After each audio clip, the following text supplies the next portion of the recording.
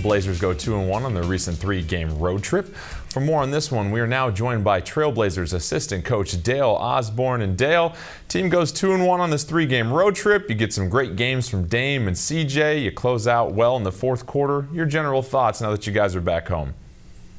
Yeah, you know, obviously going on a 3-game road trip and you get 2 out of 1, you're very happy. But, you know, when you get those last 2, you always think back as a coach, you wish you would have got that one in Phoenix.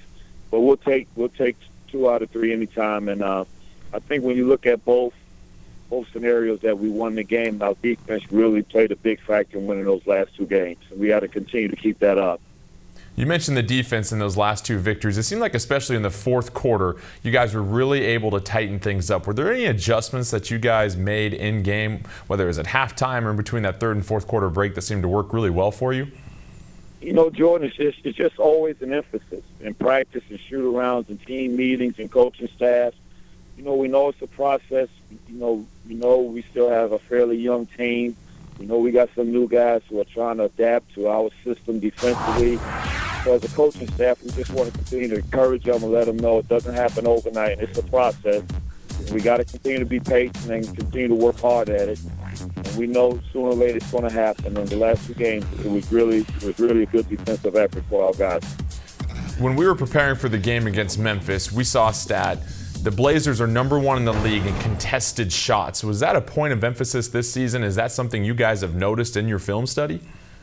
That's something that we keep a chart on. You know, this NBA, guys will make shots.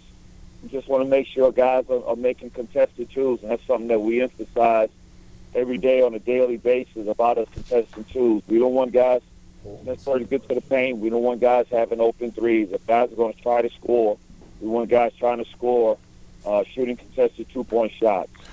You know, Coach, it's been interesting that people have tried to take advantage of switches and take Dame and CJ into the post. Dame has held his ground. CJ's held his ground.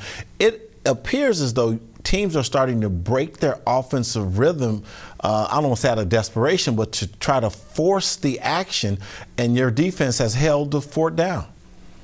Yeah, you know what, Mike, I think that's what defensive switching does. It kind of breaks the play, and it kind of makes guys want to make plays. And when that happens, you see a lot of teams going one-on-one. When you mentioned CJ and Dame, I think those guys are really grown as defensive players, but also playing defense on the post. That's not really a concern of ours because we know those guys, they don't concede to catch on the block. We know they're going to fight. We know that they're not going to make it easy for guys to post them up. And one of the things we don't want to do as a team is double team. We just want to continue to have a tight, active shell, tell guys to hold their ground. And that's what we've been doing a good job so far. You know, and it is growth and development defensively when your guards can hold the fort down in the post and not need a double. But talking about Dame and CJ and their development defensively, I'm thinking about something that I've observed, particularly in the Memphis game, offensively, more from Dame than CJ, but noticing how the game was being played against Memphis, physical, slower, Memphis getting to the free throw line, setting their defense, creating a slower, grinded out pace. You guys outscored them from the free throw line. Dame put his head down first and started getting to the free throw line, and you guys kind of gave them a taste of their own medicine in following Dame's lead. Is that something talked about, or is that just Dame's leadership setting the tone? You know, when you talk about Memphis, obviously they got the big three. They got Zach Randolph, Conley, and Gasol, and those guys. They've been around a long time, and they want to play the game at their pace. We look at our team as a young, athletic, strong team that you want to pressure the ball, but you don't want to get beat off the drive, and you want to try to kind of push the tempo up a little bit. So we don't want veteran teams coming down and trying to set the tone. We want to kind of set the tone, and we want to attack. We felt like we had good space, even if we set and hold screens, we were able to get to the basket, and you're right, it starts with Dame. And it was good to see CJ come out of his so-called slump. But he really hit some big shots for us to carry us that night. You know, we're not worried about CJ. We know he's going to continue to play well for us. Mo Harkless had a big night against Memphis, and it seemed like he just was able to find himself in the right place at the right time. Is that the best way for him to attack things offensively, playing off of Dame and CJ and the opportunities that seem to open up in the defense for him? Yeah, you know, Mo will pick and choose his spots. He's a great offensive rebounder. You know, those spots always encourage our perimeter players and guys have shown that they can shoot and hit the three. That, no matter how many times you miss it, you want guys to have confidence to continue to shoot the shot. And you're right, Mo had a big game for us, which we obviously need. Obviously, we know Dame and CJ are talented offensive players. And those are going to be the guys most of the time that's going to carry us. But every once in a while, it's always good to see that some other guys can score and pick up the slack and help those guys out. And our team has kind of accept that role that not only Dame and CJ, but other guys can also be involved in offense too. Al-Farouq Aminu, he is continuing to still sort of find his shot as this season gets going here, but what are some of the little things you're noticing him doing? Because we're looking at the stat sheet and he's filling up every single column. Are there some more subtle things he's also doing? Because he seems to be that utility player that is doing everything you need him to offensively and defensively to really help this team be successful so far. Well, he's 6'9", he's long, he's athletic. He's been really rebounding the ball for us the last 2 games. We know he has the ability with his height and his size to guard multiple positions. I think a lot of people they have to understand is that even though he's been in the league 7 years, it's not like he played a lot of minutes. So it's still a process with him. But, he's somebody that's very coachable. He's somebody that he wants to be challenged every day, and he knows how important it is to our team. So when you look at guys like him, Mo Harkless and Alan Flab, those guys are 6'7", they're long, they're athletic.